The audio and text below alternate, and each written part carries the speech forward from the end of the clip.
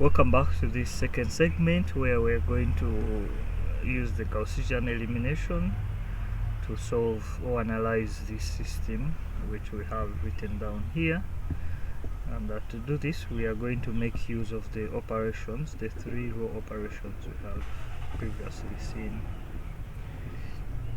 Just to remind you, the operations are where we interchange in a two equations or in a 2 rows. Remember, the row represents an equation, so I can as well use them interchangeably. Or where we can replace a row with a non-zero multiple of itself, or where you can replace a row with a combination of itself plus a multiple of another. So we are going to see how we can apply some of those here. So we have this system here written down.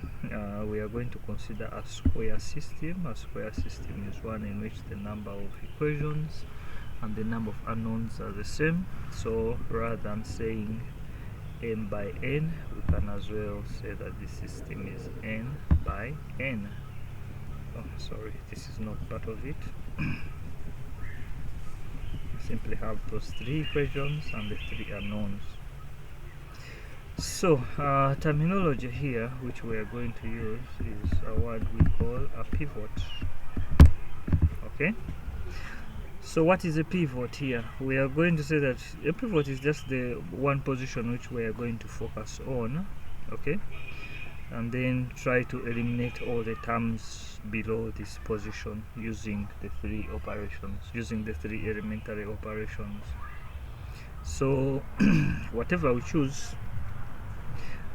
position we choose is what we are going to call the pivot, and then we eliminate everything below the pivot. The rule for the pivot is that the pivot is not going to be 0. Only non-zero numbers are allowed to be pivots, okay? And only non-zero are supposed to be pivots. And then maybe we can start. Anything else I've forgotten, we shall get it along the way. So number 1 is that it is logical for us to start, maybe let's say that 2 is a pivot here for us. Okay, 2 is a pivot. Let us pick 2 to be our pivot. So if we have chosen our 2 to be the pivot, what we simply do is we simply rewrite that equation or that row. Then we use 2 is the pivot, so we use this pivot here, which is 2, to make sure that this coefficient and this coefficient, i.e. all the coefficients which are below the pivot, we set them to 0.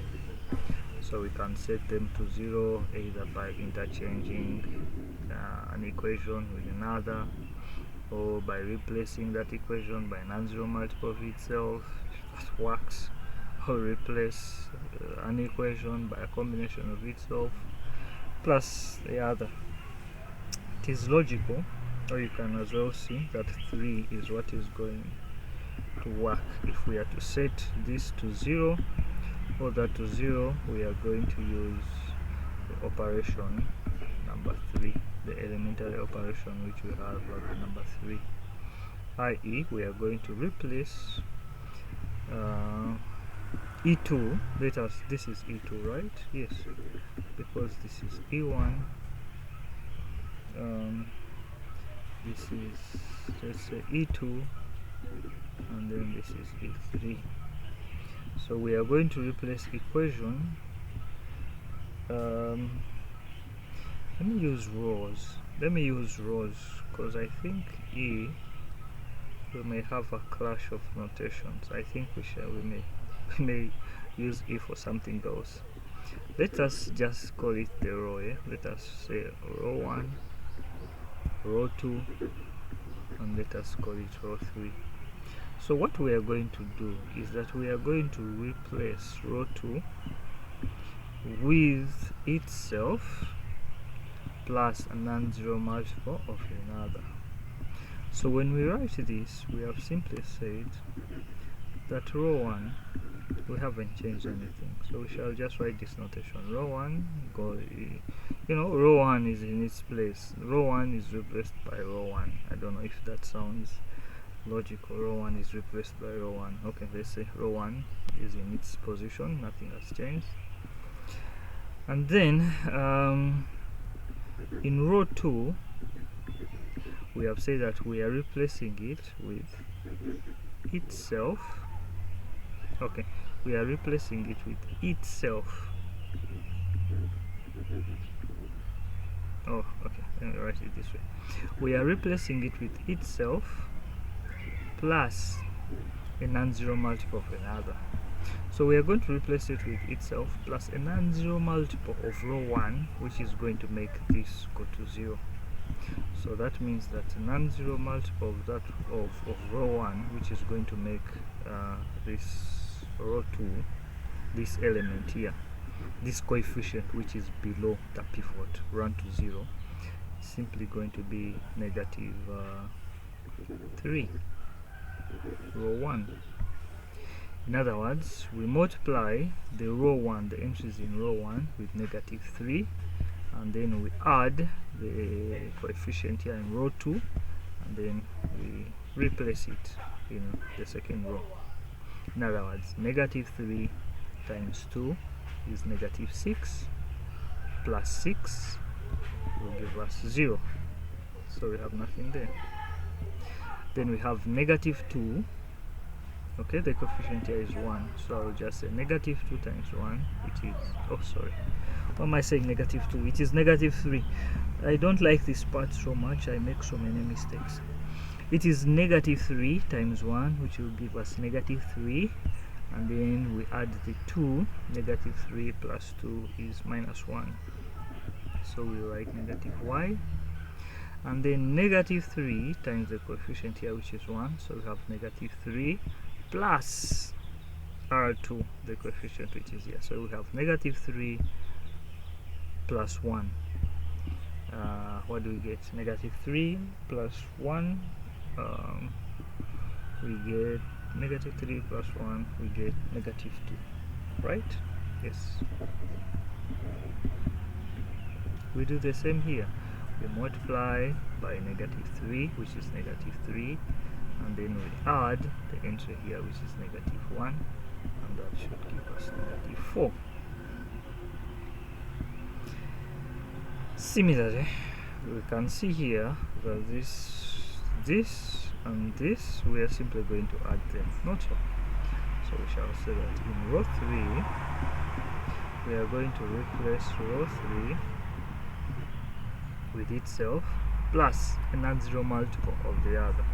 The non-zero multiple of the other is 1 times row 1, which is simply the same as row 1 plus row 3, and then we put the result in row 3. Oh yeah, by the way, I would like to interchange this. It is going to be logical for us to write it the other way around.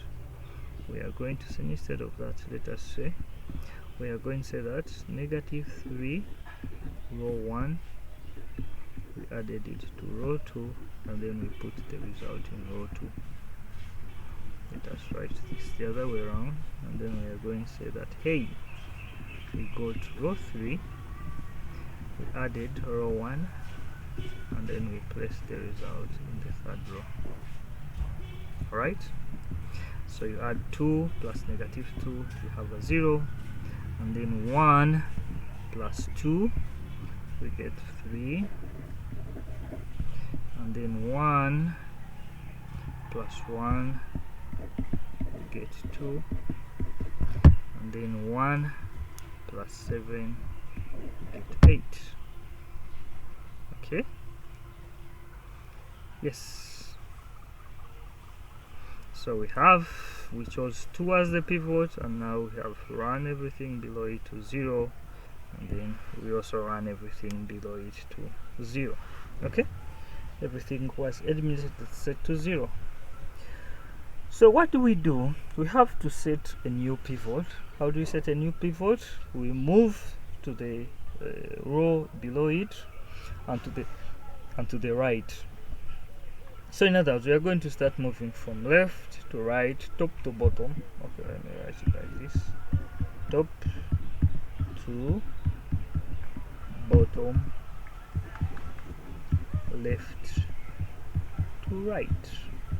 So we move from top, now we move to the next step and to the right. So that means that our new pivot is going to be this. And remember that it has to be a non-zero.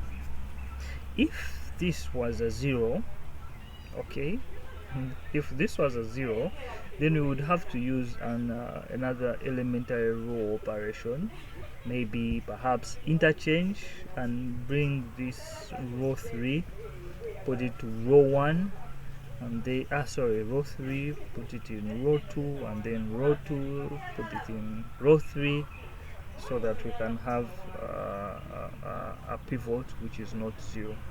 Okay, maybe we shall look at an example of that. I hope I am not confusing you, and these things will become much easier with just a few more examples. Okay, so this is our new pivot, and so what do? We are going to do the same thing we've done. So that means, what is our new? So we are not changing anything to row 1. We would like it to remain as it is. And then row 2, we are not changing also. We are letting it be a pivot. And then what are we doing here? To row 3, we are going to say that, hey, in row 3, we are going to get row 3, and then we add a non-zero multiple of itself. Remember, the idea here is to set this 3 to 0. That implies that we just multiply row 2, yeah, you guessed right, by 3. So 3 times row 2, and then we add another 3 times the coefficient here, which is 1, which will give us negative 3, and add 3, you get 0. Okay, then 3 times negative 2. Take note of the signs. The coefficient here of this z is negative 2, so I get negative 2 multiplied by 3, that is negative 6, and then we add the result here, that is 3 times row 2 plus row 3. So we get 3 times that, this is negative 6, plus 2 gives us negative 4. Alright, and then we have to do the same on the right. So we are going to multiply this negative 4 by negative 3, get negative 12, and then negative 12 add 8, negative 12 and 8, we get negative 4. Okay, yeah. So now remember, we started with 2 as our first pivot, and then we eliminated everything below it. Next, we set this as our pivot, and we have eliminated everything below it. Now I guess we just have to stop here, because anyway the next would be like we would move bottom and to the right.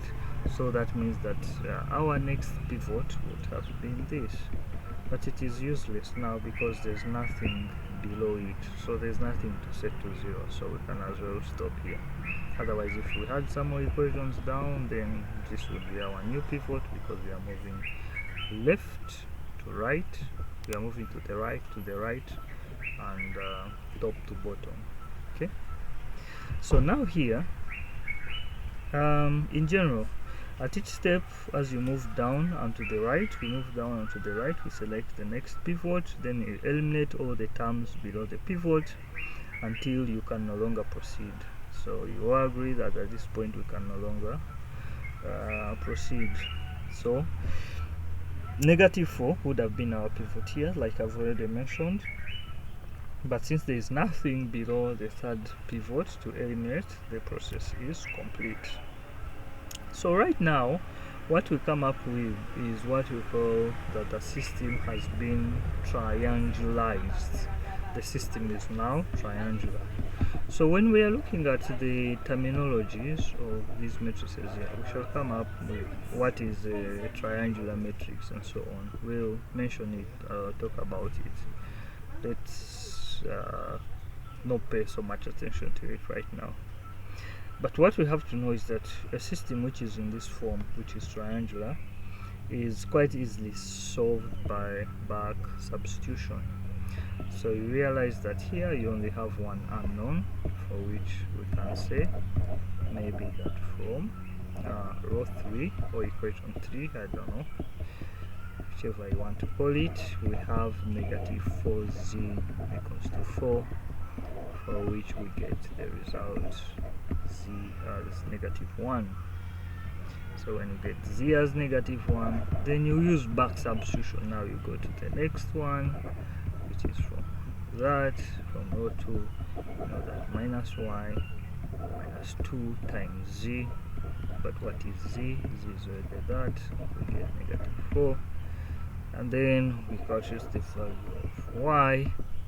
And then after getting the value of y, you go now from row 1, and then from row 1 we have 2x plus y plus z is negative 1, so you can get the value of x, y, because you already know the value of y,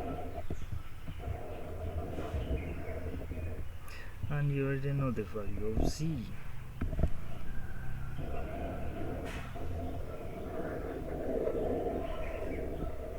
So we do that back substitution.